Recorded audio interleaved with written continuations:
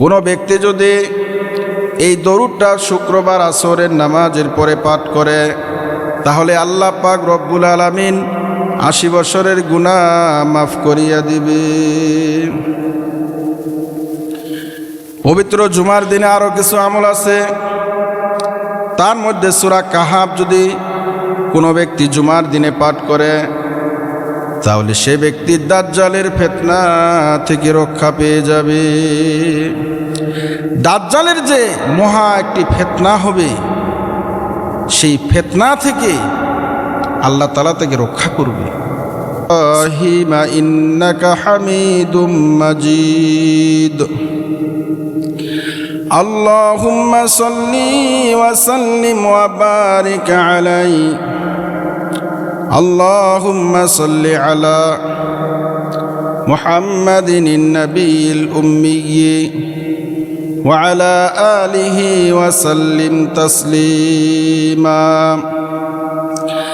জাযাল্লাহু আন্না মুহাম্মাদাম মা হুয়া আহলুহু। সুবহানাকা লা ইলমা লানা ইল্লা মা আল্লামতানা ইন্নাকা আনতাল আলিমুল হাকীম। আমরা আল্লাহ পাকের দরবারে শুকরিয়া আদায় করি যে মহান আল্লাহ সুবহানাহু ওয়া তাআলা অত্যন্ত মেহেরবানি করে ভালোবেসে আল্লাহর ঘর মসজিদে আসার এবং বসার তৌফিক দান করেছে। জন্য বলি আলহামদুলিল্লাহ। লক্ষ কোটি দরুদ ও সালাম বর্ষিত হোক নবীজির প্রতি মহব্বতের সাথে বলি সাল্লাল্লাহু আলাইহি ওয়াসাল্লাম। আমি পবিত্র কুরআনুল কারীম থেকে একটি আয়াত শরীফ তেলাওয়াত করেছি। আল্লাহ পাক রব্বুল আলামিন যদি আমাকে এই আয়াত থেকে কিছু বলার তৌফিক দান করে, তাহলে আমি আপনাদের সামনে কিছু বলার চেষ্টা করব ইনশাআল্লাহ। আল্লাহ পাক রব্বুল আলামিন সূরা জুমার এই আয়াতের মধ্যে ইরশাদ ফরমান, ইয়া আইয়ুহাল্লাযীনা আমানু। আল্লাহ তাআলা বলেন, হে মুমিনগণ, হে বিশ্বাসীগণ, তোমরা যখন আজান শুনবে তখন তোমরা আল্লাহর জিকিরের দিকে ধাবিত হবে। যখনই আজান দেওয়া হয় তখনই তোমরা ব্যবসা বাণিজ্য সব কিছু ছেড়ে আল্লাহর জিকিরের দিকে ধাবিত হবে। সমস্ত কিছু, ব্যবসা বাণিজ্য থেকে শুরু করে অফিস আদালত থেকে শুরু করে সব কিছু ছেড়ে আল্লাহর জিকিরের দিকে ধাবিত হতে বলেছে আল্লাহ তাআলা। জুমার দিনে যখন আজান দেওয়া হয় তখন ব্যবসা বন্ধ করতে হবে। সে সময় কোনো কিছু কেনাকাটা সম্পূর্ণ হারাম, বিক্রি করাও হারাম, খরিদ করাও হারাম, সব কিছু হারাম হয়ে যায়। এজন্য আল্লাহ তাআলা মুমিনদেরকে বলতেছেন, হে মুমিনগণ, হে বিশ্বাসীগণ, জুমার দিনে যখন আজান দেওয়া হয় তোমরা ব্যবসা বাণিজ্য ছেড়ে দিয়ে তোমরা আল্লাহর জিকিরের দিকে ধাবিত হও।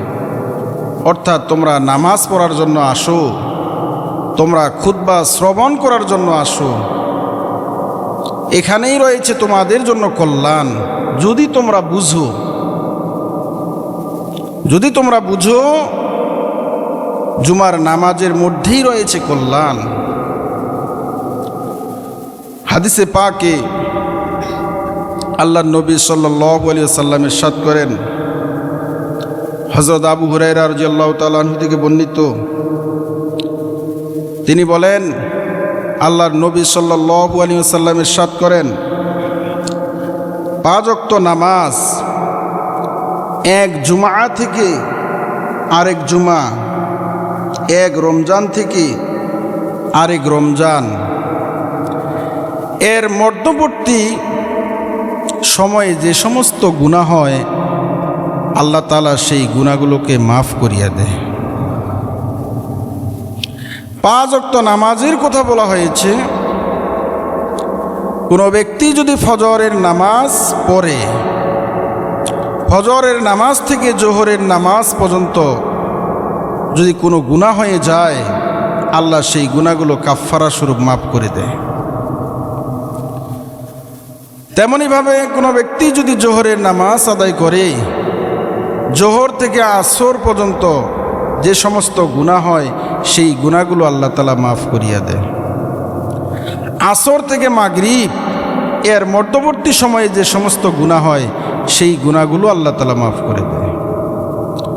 মাগরিব থেকে এশা এর মধ্যবর্তী যে সমস্ত গুনাহ হয় সেই গুনাহগুলো আল্লাহ তাআলা মাফ করিয়া দেয়। এশার নামাজের পর থেকে শুরু করে ফজরের নামাজের আগ পর্যন্ত যে সমস্ত গুনাহ হয় সেই গুনাহগুলো আল্লাহ তাআলা মাফ করিয়া দেয়। এক জুমা আদায় করেছি, আগামী জুমা আসার আগ পর্যন্ত এর মধ্যে যত গুনাহ হবে সেই গুনাহগুলো কাফফারা হয়ে যাবে, মাফ হয়ে যাবে। বলেন সুবহানাল্লাহ।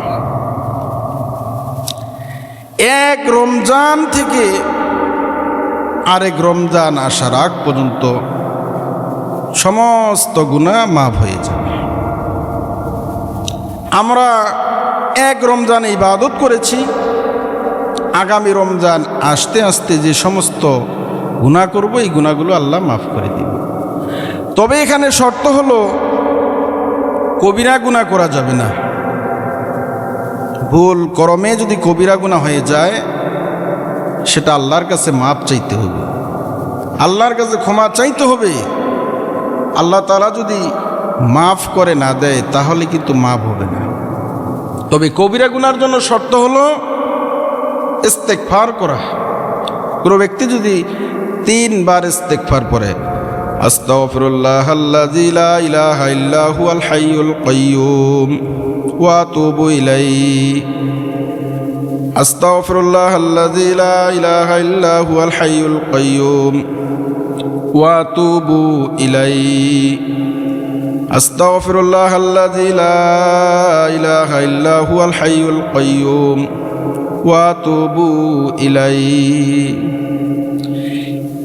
এই ইস্তেগফারটা যদি কোনো ব্যক্তি 3 বার পাঠ করে, সমুদ্রের ফেনা পরিমাণ যদি তার মধ্যে গুনাহ থাকে সেই গুনাহগুলো আল্লাহ তাআলা মাফ করিয়া দেয়। আমরা ইখলাসের সাথে এই ইস্তেগফারটা যদি 3 বার পড়ি তাহলে আমাদের কবিরা গুনাহ পর্যন্ত আল্লাহ তাআলা মাফ করে দেয়। তাহলে জুমার নামাজের অনেক দাম। কবিরা গুনাহ থেকে যদি বাঁচতে পারি, আজকে জুমার নামাজ আদায় করলাম, আগামী জুমা আসতে আসতে যে সমস্ত সগীরা গুনাহ করব সেই সগীরা গুনাহ আল্লাহ তাআলা কি করে দিবে? মাফ করে দিবে। হযরত আবু সাঈদ ও হযরত আবু হুরায়রা রাদিয়াল্লাহু তাআলা আনহু থেকে বর্ণিত, তিনি বলেন, যে ব্যক্তি জুমার দিন গোসল করে এবং নিজের উত্তম পোশাক পরিধান করে এবং খুশবু লাগায় এবং জুমার নামাজের জন্য ঘর থেকে বের হয়, কোনো কথা বলে না, তাহলে আগামী জুমা আসার আগ পর্যন্ত আল্লাহ তাআলা তার গুনাহসমূহ মাফ করিয়া দিবে। তাহলে আমরা যখন মসজিদে আসব, সুন্দর করে ওযু করে গোসল করে সুন্দর উত্তম পোশাক পরিধান করে আতর লাগিয়ে আমরা যখন মসজিদে আসব, মসজিদে এসে দুনিয়াবি কোনো কথা বলা যাবে না। দুনিয়াবি কথা না বলে ইমামের পাশাপাশি বসা, ইমামের কথাগুলো যদি শ্রবণ করতে পারি তাহলে মাঝখানে যে সমস্ত গুনাহ হবে সেই গুনাহগুলো কে মাফ করে দিবে? মহান আল্লাহ সুবহানাহু ওয়া তাআলা। আরেকটি হাদিস আউস ইবনে আসম রাদিয়াল্লাহু তাআলা আনহু থেকে বর্ণিত, তিনি বলেন আল্লাহর নবী সাল্লাল্লাহু আলাইহি ওয়াসাল্লাম ইরশাদ করেন, জুমার দিন যে ব্যক্তি কাপড় ধুবে, গোসল করবে, অতঃপর পর সকাল সকাল মসজিদে যাবে পায়ে হেঁটে হেঁটে, অন্য কোনো কিছু কথা বলবে না, তার প্রত্যেক কদমে 1000 রাকাত নামাজ পড়ার সওয়াব আল্লাহ তাআলা তাকে দিয়ে দিবে। 1000 দিন রোজা রাখার সওয়াব আল্লাহ তাআলা তাকে দিয়ে দিবে। বলেন সুবহানাল্লাহ। যে জুমার দিনে যদি আমরা কি করি, উত্তম রূপে গোসল করতে পারি, উত্তম রূপে খুশবু লাগাতে পারি, পায়ে হেঁটে মসজিদে আসতে পারি, এসে কিছু নফল নামাজ যদি পড়তে পারি, তাহলে 1000 বছর 1000 দিন ইবাদত করার মতো সওয়াব আল্লাহ তাআলা দান করেন। আরেকটি হাদিস আব্দুল্লাহ ইবনে আমর রাদিয়াল্লাহু তাআলা আনহু থেকে বর্ণিত, তিনি বলেন নবী করিম সাল্লাল্লাহু আলাইহি ওয়াসাল্লাম ইরশাদ করেন, জুমার দিনে কোনো ব্যক্তি যদি মৃত্যুবরণ করে, আল্লাহ তাআলা তার কবরের আযাব মাফ করিয়া দিবে। এবং মুনকার নাকির ফেরেশতা যদি তার প্রশ্ন করে, আল্লাহর পক্ষ থেকে সে ব্যক্তি প্রশ্নগুলোর উত্তর দিতে পারবে। বলেন সুবহানাল্লাহ। এজন্য আমাদের উচিত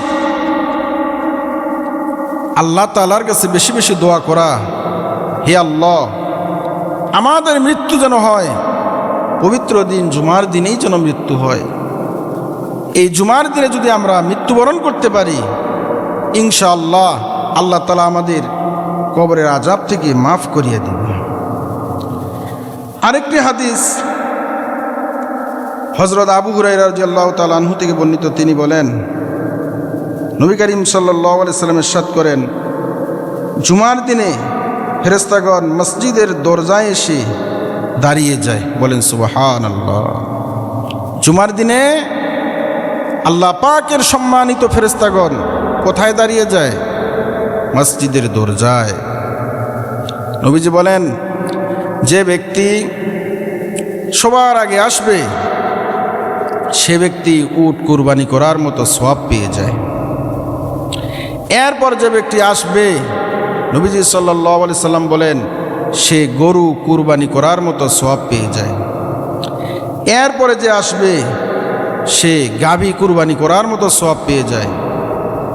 এরপরে যে আসবে সে মুরগি অথবা ডিম সদকা করার মতো সওয়াব পেয়ে যায়। বলেন সুবহানাল্লাহ। তাহলে জুমার দিনের অনেক ফজিলত, অনেক গুরুত্ব। আমরা যেহেতু জুমার দিন আসি, একটু আগে আগে আসতে হবে আমাদেরকে, তাহলে আমরা উট কুরবানির সওয়াব পেয়ে যাব, তাহলে আমরা গাভী কুরবানি করার মতো সওয়াব পেয়ে যাব, তাহলে আমরা মুরগি ডিম সদকা করার মতো সওয়াব পেয়ে যাব। যেহেতু আমরা জুমার দিন আসি, একটু আগে আগে আসবো। আল্লাহ তাআলা আমাকে এবং আপনাদের সকলকেই আগে আগে মসজিদে আসার তৌফিক দান করুক। সকলে বলুন আমিন। জুমার দিন আমরা যে এই জুমা, এটা নবী সাল্লাল্লাহু আলাইহি সাল্লাম যখন মক্কা থেকে মদিনায় হিজরত করেন, সর্বপ্রথম তিনি যেই মসজিদে নামাজ পড়েছেন সেই মসজিদটাকে বলা হয় মসজিদে কুবা। এই মসজিদের বৈশিষ্ট্য হলো, যেই ব্যক্তি মসজিদে কুবায় নামাজ পড়বে সে একটি ওমরা আদায় করার মতো সওয়াব পেয়ে যাবে। সম্মানিত হাজিরিন, আমরা এই যে জুমা জুমা বলি, এই জুমাটা কি? জুমা শব্দের অর্থ কি? জুমা শব্দের অর্থ হলো জমা করা, একত্রিত হওয়া। এই জুমার দিনে সমস্ত মুমিন, সমস্ত মুসলমান একত্রিত হয়। এটা হচ্ছে মুমিনদের একটি সমাবেশ, এজন্য এর নাম রাখা হয়েছে জুমা। এই জুমার কিছু বৈশিষ্ট্য রয়েছে। এই জুমার দিনেই আল্লাহ পাক রব্বুল আলামিন আদম আলাইহিস সালামের জন্য যখন মাটির ব্যবস্থা করলেন, কাদা মাটির ব্যবস্থা করলেন, এই শুক্রবারেই আল্লাহ পাক রব্বুল আলামিন কাদা মাটির ব্যবস্থা করেছেন। বলেন সুবহানাল্লাহ। আদম আলাইহিস সালামের দেহ তৈরি করেছেন এই পবিত্র জুমার দিনেই। দেহ তৈরি করে 40 বছর শুধু দেহটা রেখেছেন। 40 বছর পর নবী আদম আলাইহিস সালামের শরীরে যে রূহ দেওয়া হয়েছে, সেই দিনটিও ছিল পবিত্র দিন, জুমার দিন। জুমার দিনেই হযরত আদম আলাইহিস সালাতু ওয়াস সালামের শরীরে কি দেওয়া হয়েছে? রূহ দেওয়া হয়েছে। হযরত আদম আলাইহিস সালামকে সৃষ্টি করার পর আল্লাহ তাআলা বেহেশত দান করেছিলেন, বেহেশতে প্রবেশ করিয়েছিলেন এই পবিত্র দিন জুমার দিনেই। হাওয়া আলাইহিস সালামকে সৃষ্টি করার পর তারা দুজনে একত্রিত হয়েছিলেন, সেই দিনটিও ছিল কি? জুমার দিন। এবং যখন আদম আলাইহিস সালামকে এবং হাওয়া আলাইহিস সালামকে দুনিয়াতে পাঠিয়ে দেন, দুনিয়াতে যখন আসে, সেই দিনটিও ছিল জুমার দিন। সেই দিনটিও ছিল কি? জুমার দিন। জুমার দিনে নবী আদম আলাইহিস সালাম এবং হাওয়া আলাইহিস সালাম এই দুনিয়ার বুকে আগমন করেছেন। এরপর এই জুমার দিনেই কিয়ামত সংগঠিত হবে। পবিত্র জুমার দিনে কি সংগঠিত হবে? কিয়ামত সংগঠিত হবে। আল্লাহ পাক রব্বুল আলামিন আসমান এবং জমিন বানিয়েছেন 6 দিনে। সর্বশেষ যে দিনটি ছিল, এই দিনটিও ছিল পবিত্র দিন, জুমার দিনেই ছিল। তাহলে আমরা কি বুঝতে পারলাম? আসমান এবং জমিন যে আল্লাহ পাক সৃষ্টি করেছেন, এই দিনটাও ছিল পবিত্র দিন, শুক্রবার, জুমার দিন। আল্লাহ নবী সাল্লাল্লাহু আলাইহি সাল্লাম ইরশাদ করেন যে জুমার দিনে এমন একটি সময় আছে, এই সময়ে যদি কোনো ব্যক্তি আল্লাহ তাআলার কাছে দোয়া করে, আল্লাহ তাআলা তার দোয়াকে কবুল করেন। বলেন সুবহানাল্লাহ। যে বিশেষ এমন একটি সময় আছে, এই সময়ে যদি কোনো ব্যক্তি আল্লাহ তাআলার নিকট যা চাইবে, তার তকদির অনুযায়ী আল্লাহ তাআলা তাই দিয়ে দেবে। সেই সময়টি হচ্ছে ইমাম সাহেব যখন খুতবা দেওয়ার জন্য প্রস্তুতি গ্রহণ করে, তখন থেকে শুরু করে জুমার নামাজ শেষ হওয়া পর্যন্ত সে আল্লাহর কাছে যা চাইবে তাই পেয়ে যাবে, তার তকদিরে যা আছে। এজন্য যখন খুতবা চলে, তার পূর্ব থেকেই আল্লাহ তাআলার কাছে বেশি বেশি দোয়া করা, আল্লাহ তাআলার কাছে কান্নাকাটি করা, কারণ সে সময় মানুষের দোয়াগুলো কি হয়? কবুল হয়ে যায়। জুমার দিনে কিছু আমল আছে। একটি দরুদ শরীফ আছে, কোনো ব্যক্তি যদি এই দরুদ শরীফটি 80 বার পড়ে, তাহলে আল্লাহ পাক রব্বুল আলামিন তার 80 বছরের গুনাহ মাফ করিয়ে দেয়। বলেন সুবহানাল্লাহ। দরুদটা হলো আল্লাহুম্মা সাল্লি আলা মুহাম্মাদিন নবিয়্যিল উম্মিয়্যি ওয়া আলা আলিহি ওয়া সাল্লিম তাসলিমা। আল্লাহুম্মা সাল্লি আলা মুহাম্মাদিন নবিয়্যিল উম্মিয়্যি ওয়া আলা আলিহি ওয়া সাল্লিম তাসলিমা। কোনো ব্যক্তি যদি এই দরুদটা শুক্রবার আসরের নামাজের পরে পাঠ করে, তাহলে আল্লাহ পাক রব্বুল আলামিন 80 বছরের গুনাহ মাফ করিয়া দিবে। পবিত্র জুমার দিনে আরও কিছু আমল আছে। তার মধ্যে সূরা কাহাফ যদি কোনো ব্যক্তি জুমার দিনে পাঠ করে, তাহলে সে ব্যক্তি দাজ্জালের ফিতনা থেকে রক্ষা পেয়ে যাবে। দাজ্জালের যে মহা একটি ফিতনা হবে, সেই ফিতনা থেকে আল্লাহ তাআলা তাকে রক্ষা করবে। সূরা কাহাফ আমরা ইনশাআল্লাহ প্রতি জুমার দিন পাঠ করব। যেই ব্যক্তি জুমার দিনে এই সূরা পাঠ করবে, আল্লাহ তাআলা তাকে কি করবে? দাজ্জালের ফিতনা থেকে রক্ষা করবে। জুমার দিনে জান্নাতীদের একটি মিলন মেলা হবে, একটি ইজতেমা হবে। সেটা কি? জুমার দিনে আল্লাহ তাআলা এই ইজতেমাটার ব্যবস্থা করবে জান্নাতের উপরে, আরশে আজিমের নিচে।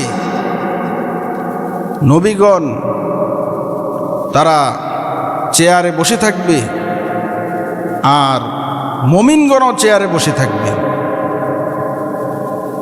মুমিনগণ ইয়াকুতের তৈরি চেয়ারে বসে থাকবে, আর নবীগণ মিনার, আলোর একটি মিনার আছে, সেই মিনারে অবস্থান করবে, বসে থাকবে। যেই ব্যক্তি দুনিয়াতে সবার আগে আগে মসজিদে আসবে, মসজিদে এসে ইমাম সাহেবের কাছাকাছি বসবে, ইমাম সাহেবের খুতবা শ্রবণ করবে, কিয়ামতের দিন আল্লাহ পাক রব্বুল আলামিন নবীজি সাল্লাল্লাহু আলাইহি সাল্লামের চেয়ারে তার আসন পাতার সুযোগ করে দিবে। বলেন সুবহানাল্লাহ। নবীজির কাছাকাছি বসবে। কিতাবে এভাবেই উল্লেখ আছে, যে ব্যক্তি জুমার দিন আগে আসবে, আগে এসে ইমাম সাহেবের কাছাকাছি বসবে এবং খুতবা শ্রবণ করবে, খুব গুরুত্ব সহকারে খুতবা শুনবে, বয়ান শুনবে, তাহলে তার আসনটা কোথায় হবে? নবী সাল্লাল্লাহু আলাইহি সাল্লামের কাছে হবে, এবং সে ব্যক্তি আল্লাহ পাকের দিদার লাভ করবে। যে যত বেশি মেম্বরের কাছাকাছি বসবে, সে আল্লাহ পাকের দিদার তত বেশি পেয়ে যাবে। এরপরে আল্লাহ পাকের দিদার হাসিল হবে, এক দিদারে দীর্ঘ সময় কেটে যাবে। এরপর তারা আবার জান্নাতে ফিরে যাবে। জান্নাতে ফিরে যাওয়ার পর তার স্ত্রীগণ বলবে, তোমার চেহারা তো অনেক সুন্দর হয়েছে, এবং স্বামীও বলবে, তোমার চেহারা তো অনেক সুন্দর হয়েছে, উজ্জ্বল হয়েছে। তখন উভয়ে বলবে, আমরা আল্লাহ পাকের দিদার লাভ করেছি, এর বরকতে আল্লাহ পাক রব্বুল আলামিন আমাদের চেহারাকে সৌন্দর্য করেছে। বলেন সুবহানাল্লাহ। এজন্য আমরা প্রতি জুমার দিন সবার আগে আগে আসব। আল্লাহ তাআলা আমাকে এবং আপনাদের সকলকেই প্রতি জুমার দিন সবার আগে আগে এসে কিছু নফল, কিছু জিকির আজগার করার তৌফিক দান করুক। সকলে বলুন আমিন। ওয়া আখিরি দাওয়ানা আলহামদুলিল্লাহি রাব্বিল আলামিন। যারা সুন্নত পড়েন নাই, সুন্নত পড়ে নেন।